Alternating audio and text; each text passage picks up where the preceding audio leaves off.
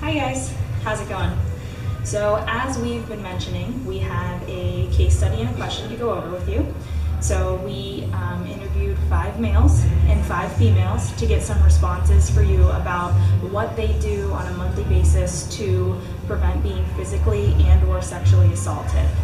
So starting with our male respondents, our answers start with the use of a flashlight when they're outdoors, especially when it's dark. They also check outside surroundings, and in this case, it's before they take their kids out to the car. And then they always use a designated driver or a buddy system when they're out in groups, and especially when alcohol is involved. So the 4th male, he locks house doors when he's sleeping, practices fighting and self-defense weekly, lifts every day for strength, and then carries a knife.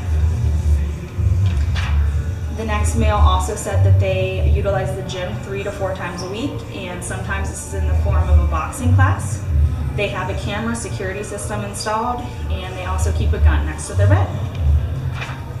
Our next male respondent said that they have a dog with an invisible fence system, so I assume this would imply that the dog is able to protect them, outside of the house.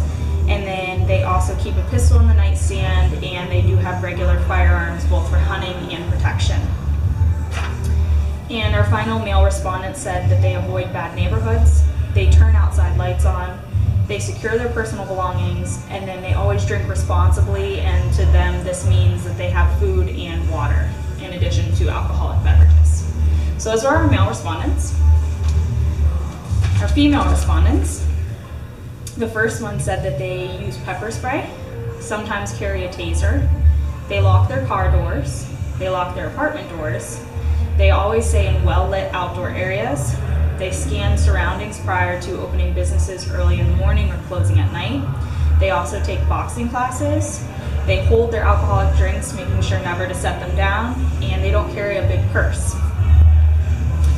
Our second female also states that they leave lights on, make sure that doors are locked, they're always aware of surroundings, and they never sit in parking lots in their car.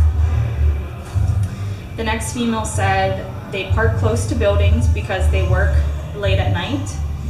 They hold their keys in between fingers in case someone runs up on them and they could use it as a weapon. They look around at their surroundings whenever they're alone. They take boxing classes, and they lock doors whenever they're sitting in their parked car. Our next female also says they take boxing classes, they lock their car doors even when driving, and they set their house alarm and lock the doors in their house, and they are always sure to go out in groups. And then our final female respondent states that as soon as they get in their car, they lock the doors, and in the parking garage they put keys through their fingers. When running, they're always very aware and looking around. And then this respondent also states that they dress conservatively. So kind of goes along with carrying a smaller purse as well. So as I've been discussing these responses, you can see some similarities, some differences, and probably a pretty big difference in between how females and males prepare themselves pretty much on a daily basis to not attract attention and to make sure that they're always in a safe environment. So I want to show you, we have a couple of these items that people mentioned. So first and foremost, we have a knife here. So someone mentioned that they always have this with them. Also, we have here, this is pepper spray. So your nozzle's here, you flip it on, and you can spray. I'm not going to spray now in the video, but there is that as well. We have the mention of flashlight in just well-lit areas. So I do have a headlamp here that has some different settings, great for running or just anytime you have an outdoor task and you're in the dark.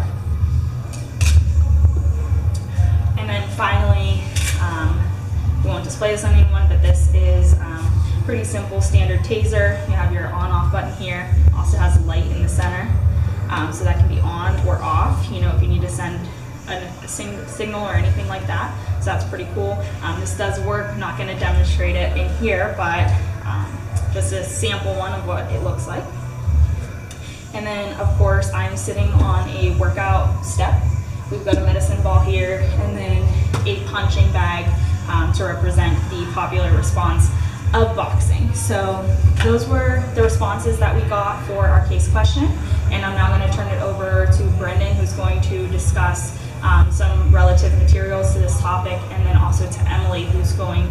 discuss organizations today and what they're doing. So thank you guys for watching and learning about how people prepare themselves for preventing these situations. Thanks.